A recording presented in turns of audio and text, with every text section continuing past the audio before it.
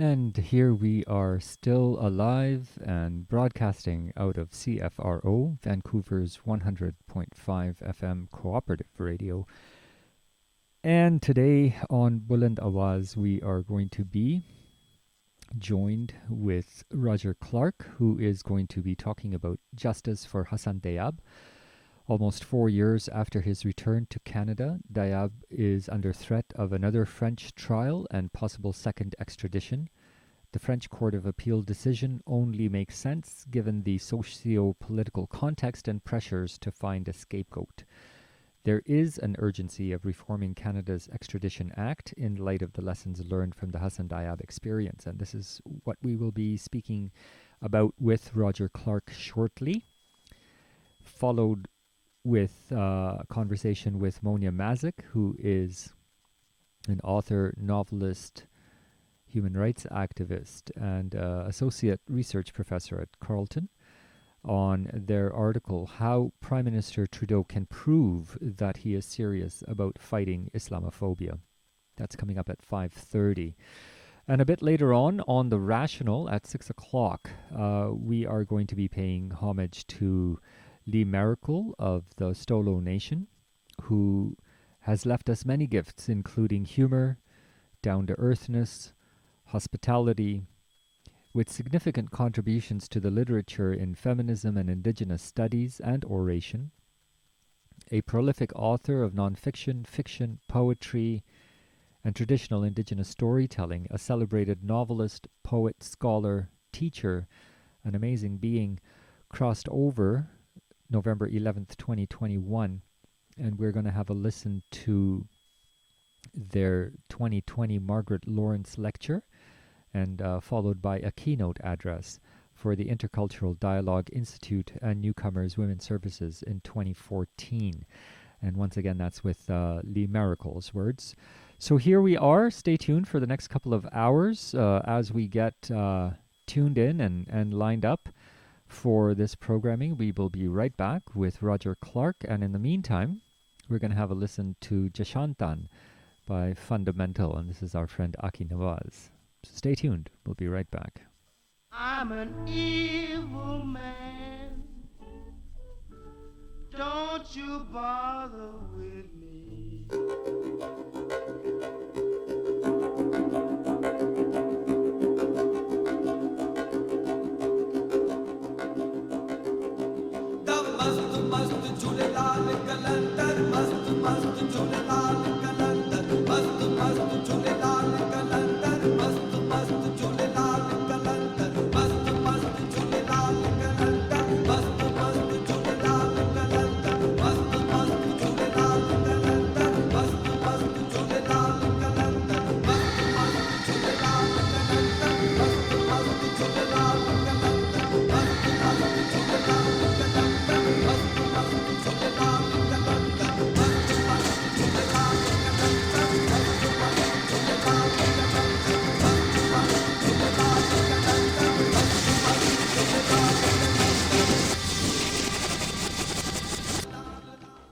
That was Aki Nawaz from Fundamental and Jashantan. And it is now my pleasure to say that we are joined on the line with Dr. Monia Mazigh, a celebrated author, novelist, human rights advocate, and adjunct research professor in Carleton's Department of English Language and Literature.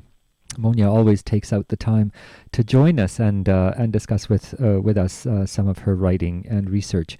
And recently, this month, Monia wrote an article that caught my eye, which was titled, How Prime Minister Trudeau Can Prove That He Is Serious About Fighting Islamophobia.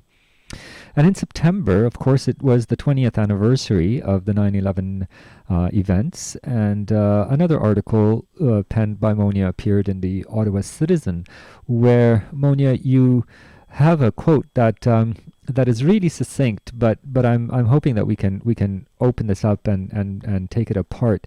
The quote is, "The illusion of rights was swapped for the illusion of security. Security became a commodity sold by governments to their populations. and the population's bought into that narrative. And here we are 20 years later, Monia. It seems to me that not too much has changed in the years since. Yes, thank you. Thank you, Alnoor, for inviting me and for having this conversation. It's always a pleasure for me and an honor to talk to you and with your listener as well. Well, the honor is ours, Monia. Thank you. But let's get to this. Monia, what happened to the Canadian population? Do we think that we are still quite fearful and afraid of the events or the situation of 9/11? Do you think that we've moved on, or do you think that we are still where we were?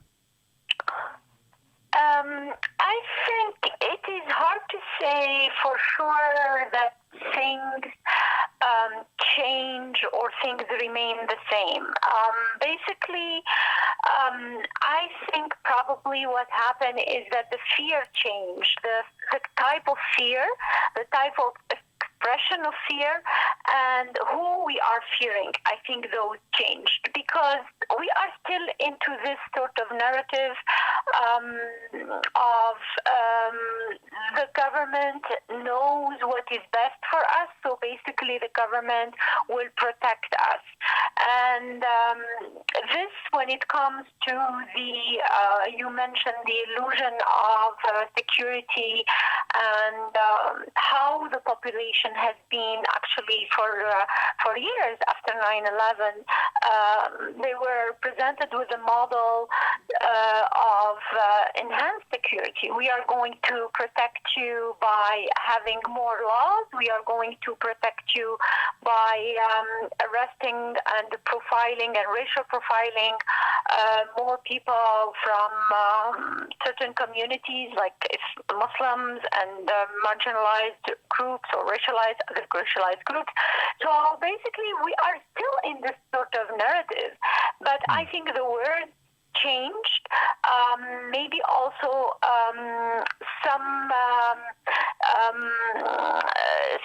some groups get more and more into this also group of suspicious people. So yeah, I think it's very difficult to say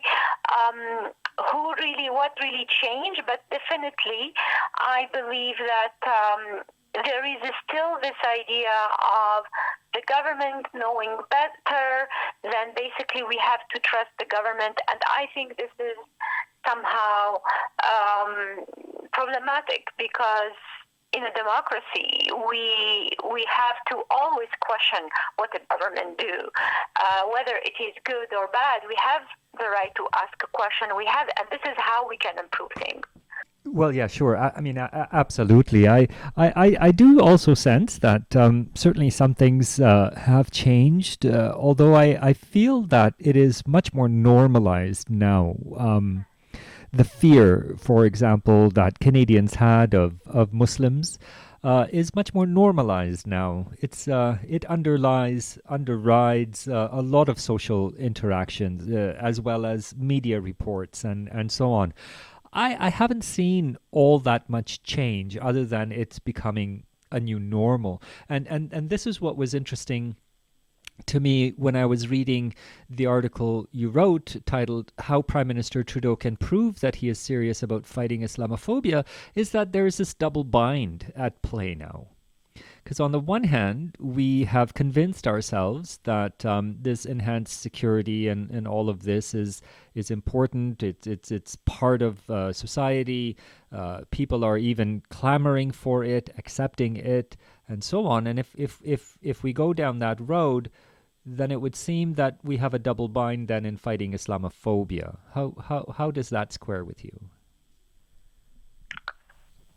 Yes, I think when it comes to Islamophobia, things changed in terms, you mentioned, it's the normalization of Islamophobia and the banalization of physical and verbal and moral abuse against Muslims, especially after 9/11.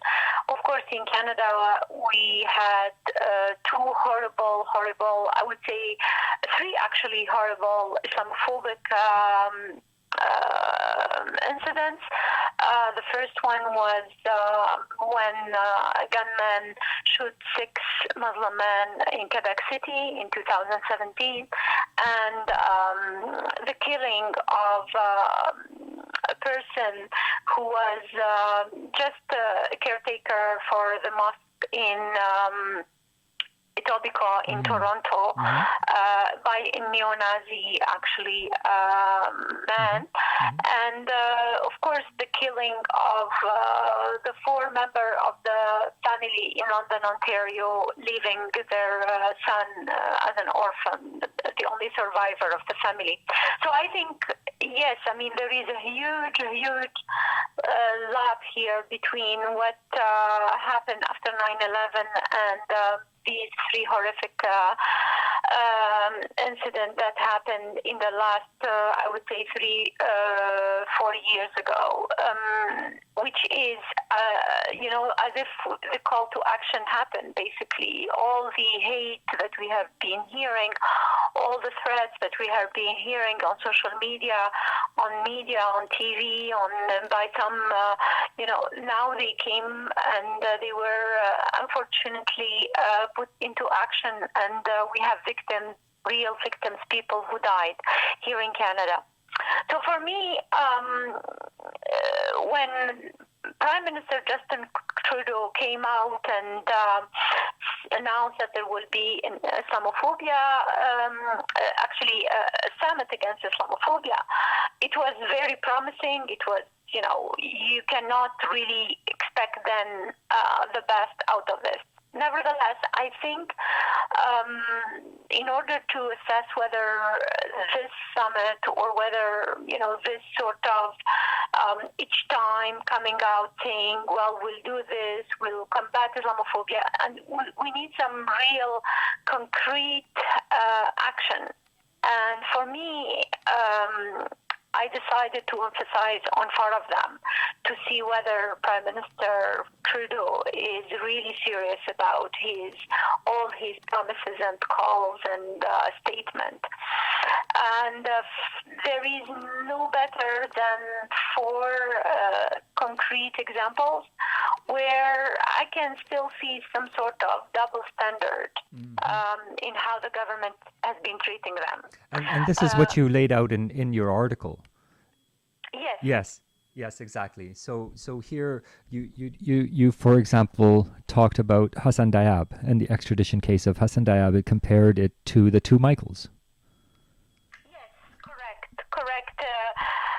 Hassan Diab is this Canadian citizen, professor of sociology at Cotton University, who was arrested, extradited to France because of some suspicion and some sort of accusation that were made later on in his involvement with bombing of the Parisian synagogue in France in 1980. His case is that he was extradited already, but he was stated and found sort of innocent or not enough evidence to prove that he is guilty. So this is why he came back to Canada. He came back to his family. Nevertheless, he's still threatened today to be extradited again because the French prosecutors decided to open another investigation again, and that would may lead to his call for extradition.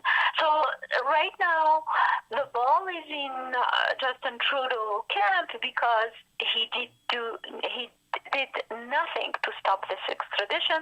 There are many calls of legal scholars across Canada who are saying, stop this extradition, change our extradition laws because they are old, they are not up to date, they are unfair in the case of here of Hassan Diab.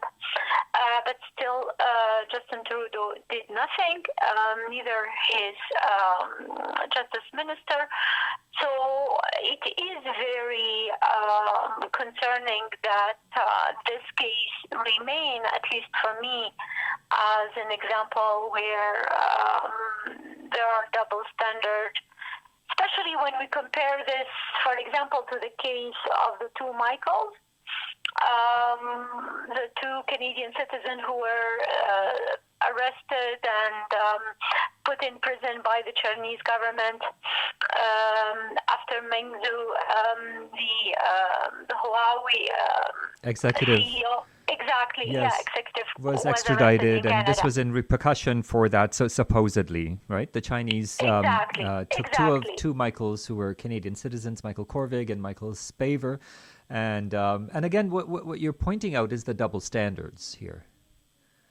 You did also mention Huseyin Celil in the same breath as the Michaels, who is also languishing in a Uyghur camp.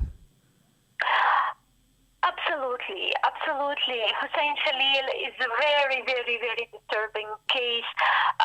He has been in prison now for, I guess, 15 years.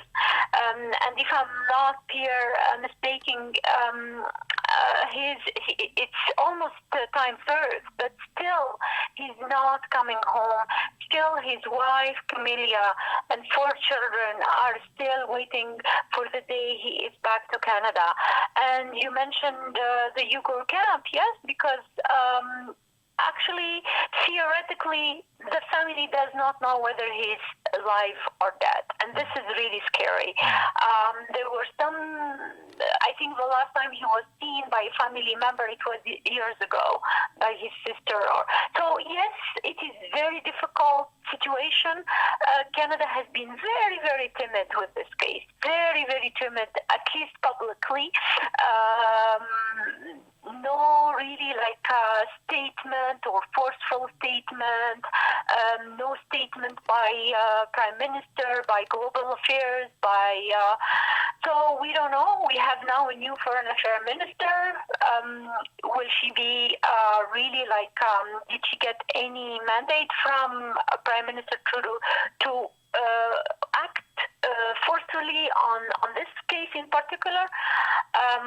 I don't know. I hope so, but definitely I think we should keep calling for that, because it seems that this government forgets always about Huseyin Celil, for example, and the other cases I brought to the attention of the readers in my article. Monia, this it seems that your article was also written as a kind of, if I may say, a kind of response to the Islamophobia summit that was called just prior to the election, which obviously speaks of photo ops and just sort of getting more points before the election. But when you do go back and you recall the summit itself, can you talk to us about some of the things that stuck out for you at the summit? I think it was, I wouldn't be here a party pooper and saying everything was bad. I think it was a good, decent, reasonable organization, sort of an event. Nevertheless, I think it's not by what it contains, it's what it missed. And I think it missed a lot. So the content there was fair enough. There were some activists, some academic, some community leaders who were brought to talk about what they understand and what is Islamophobia, how do they see it. I heard one community leader from Quebec City talking about what happened in Quebec City after the massacre of the 6 men. I remember listening to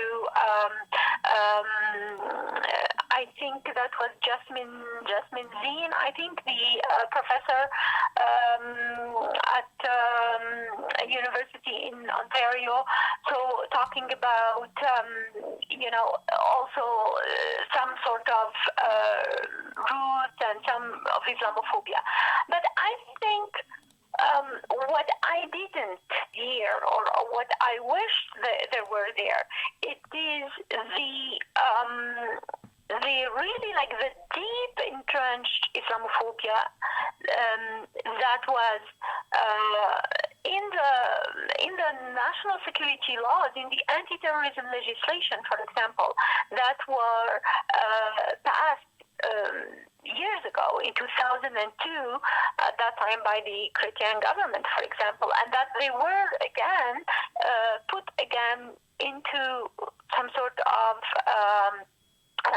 put back again and came with a new version of the anti-terrorism legislation by the Harper government. So I wish that we spoke about that. I wish that we spoke about, for example, the Afghanistan Canadian mission that was so much, I think, filled with Islamophobia. The purpose of going there to save, Muslim women, but then at the same time kill people, kill children, kill families. I think this is also part of the existence of Islamophobia. So these things, I heard some people talking about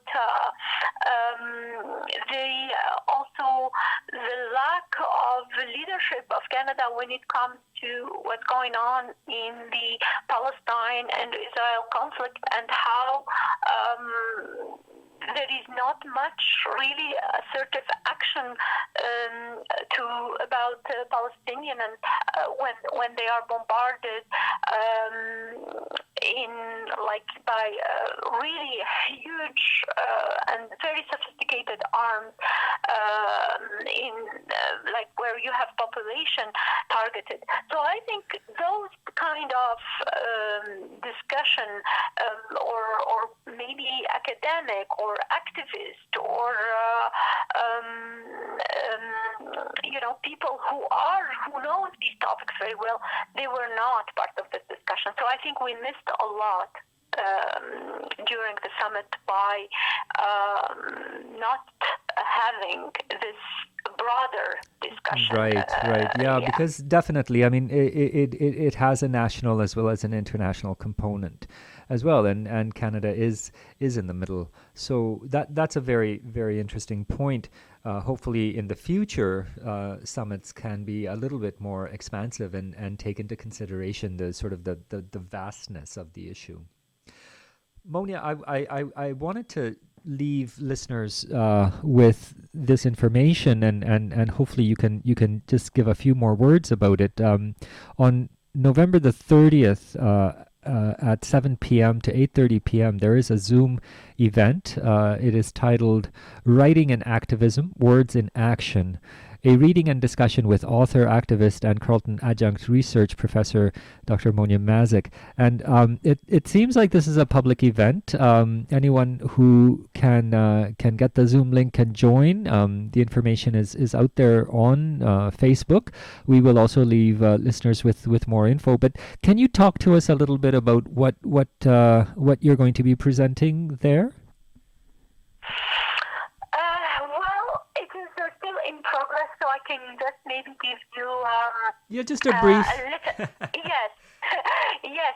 So most likely I will be doing some reading about the work I am working on right now, whether it is gender Islamophobia or some reflection about that, or some of the writing I have done before about identity writing, something like that. So it will be a reading component. There will be a reading component for sure, and then there will be a discussion about what does it mean to be at the same time a writer and an activist. Some people would see writers in their sort of ivory tower, reflecting, thinking. Sure, armchair activism. Exactly. Right, yes. However, I think also, personally, I consider myself trying to do both, being at the same time. My activism inspired me to write, and my writing as well is a form of activism. So I think I use my words because I think I use whatever maybe I am good or how I feel the best at with, use it in order to change things around me and not stop asking for change. So basically, I guess this is where I would see this event going.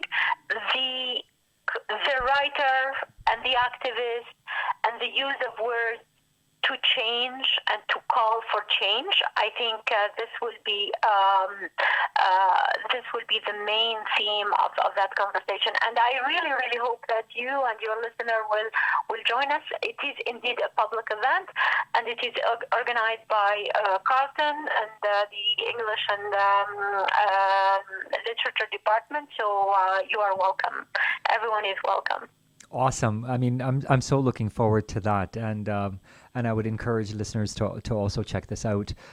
For more information, just Google Monia Mazigh, Monia Mazigh.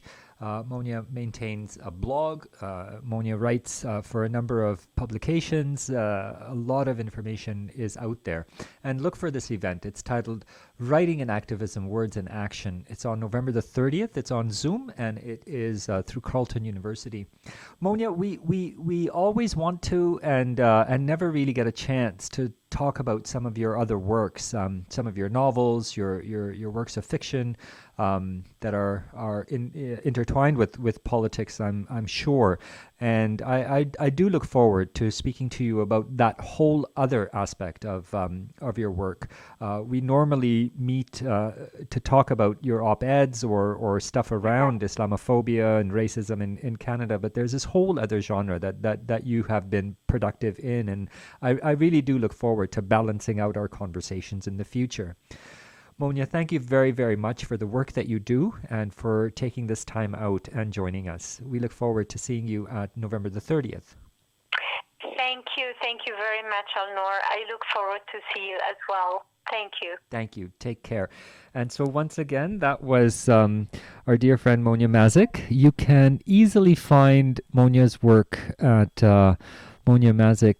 The blog is Monia Mazigh at WordPress. It's just all one word, MoniaMazigh.wordpress. Okay, that is it for Buland Awaz. We ran a little bit into the rational, which is going to be coming up next.